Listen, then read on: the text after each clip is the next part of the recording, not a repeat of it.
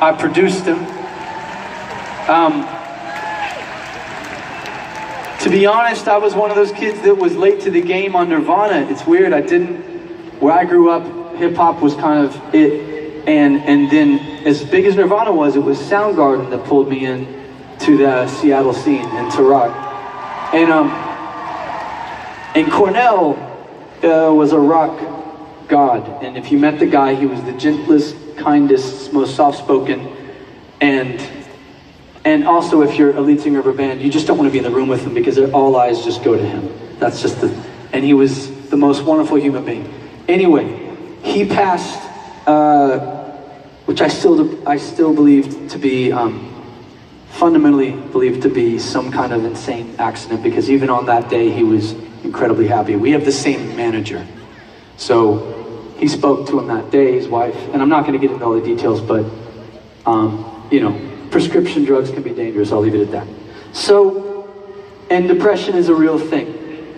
And a lot of us in this audience have lost people to depression and suicide. My wife has lost 5 friends from high school to suicide. It's a real thing. Mental illness is the issue, and it's like trying to throw a dart at a ghost. So it's incredibly difficult to pin down, and you want to blame other things and outside forces, but mental illness plays the predominant role. You know, we obviously, most of you in this crowd know that we lost Chester Bennington of Linkin Park.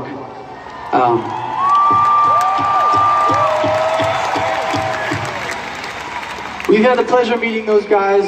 I've hung with Mike Shinoda a little bit more than Chester, but when we first signed a record deal, the first dinner we had with our label, Linkin Park walks in, 2007, 2006, and sat down next to us at this Thai restaurant in LA, and my hands were sweating. Chester Bennington was sitting next to me. And then out of nowhere, he reaches, he's like, "Hey man, nice to meet you." Just like the nicest, never met me, I'm nobody. And here's Linkin Park sitting next to us, and I'll never forget that till the day I die. And I got to communicate with a few of those guys over the years and know them to be incredibly gracious and amazing. And needless to say, we lost him in the last 24 hours. I've never really done a dedication song, and I didn't feel comfortable doing a Linkin Park song tonight, but at Chris Cornell's funeral, Chester performed. And he sang Hallelujah. The last thing I'm going to do is do a song and dedicate it to Chester and Chris, and do a song I don't know. I do know this one. So I'm going to do just a little bit of it, and if you feel free to sing along, and hopefully I can make it through this. But this goes out to Chester and Linkin Park and Chris, and all the fans of 2 of the best bands of the last 2 decades.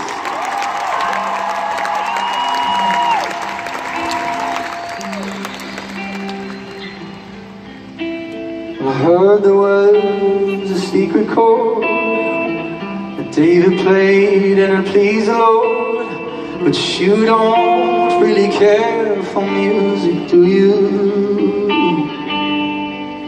Well, it goes like this: the 4th, the 5th, the minor fall and the major lift, the baffled king composing hallelujah. Hallelujah, hallelujah, hallelujah, hallelujah.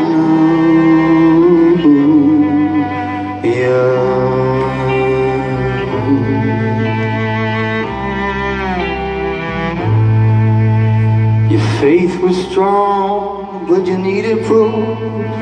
You saw her bathing on the road, her beauty on the moonlight overthrew you. She tied you to her kitchen chair, she broke your throne and she cut your hair, and from your lips she drew hallelujah.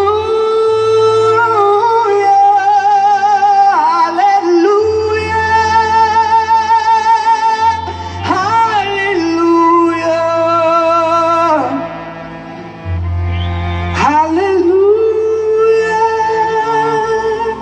hallelujah.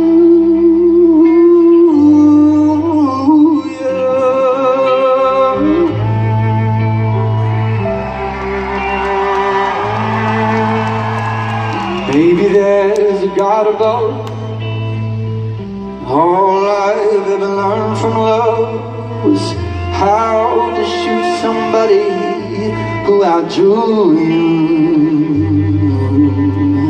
And it's not a cry that you hear at night. It's not somebody who's seen the light. It's a cold and it's a broken hallelujah.